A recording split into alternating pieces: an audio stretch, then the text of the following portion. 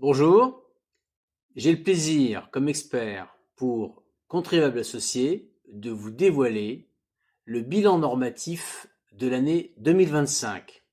En général, le gouvernement le dévoile aux environs du printemps, comme l'hirondelle, mais elle n'est pas encore arrivée, elle ne s'est pas posée dans son nid. Eh bien, contribuables associés, avec mon aide, a mis en place un site qui s'appelle viginorme.fr. Il est affiché derrière moi. Vous allez pouvoir vous connecter tout de suite après m'avoir entendu.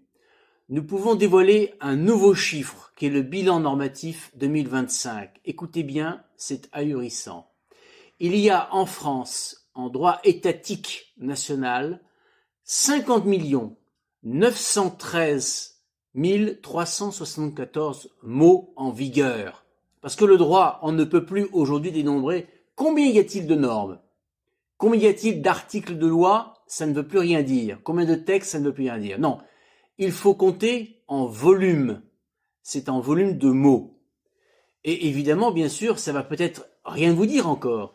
Mais si je vous dis, chers auditeurs ou chers amis de contribuables associés, que cela représente 2828 heures de lecture qu'il vous faudrait, car nul n'est censé ignorer la loi. Attention, elle est sanctionnée pénalement ou par d'autres dispositifs.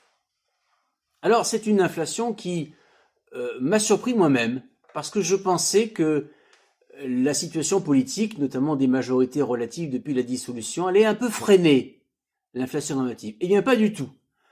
L'inflation est de 2,75 de 2024 à 2025. Donc ça n'a pas tant eu d'effet que cela.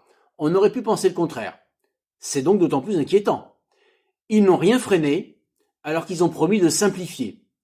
Deuxième point, sur la durée un peu plus longue, de 2024 à 2025, qui sont les dates à laquelle nous avons pu faire marcher,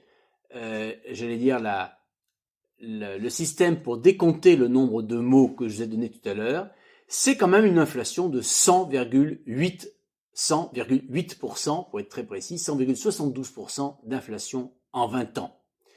Voilà le résultat d'une production de normes non maîtrisée. Ce n'est donc pas un sentiment d'inflation normative qu'ont nos concitoyens administrés ou nos concitoyens entrepreneurs, c'est bien une réalité. Il faut désormais freiner l'inflation normative.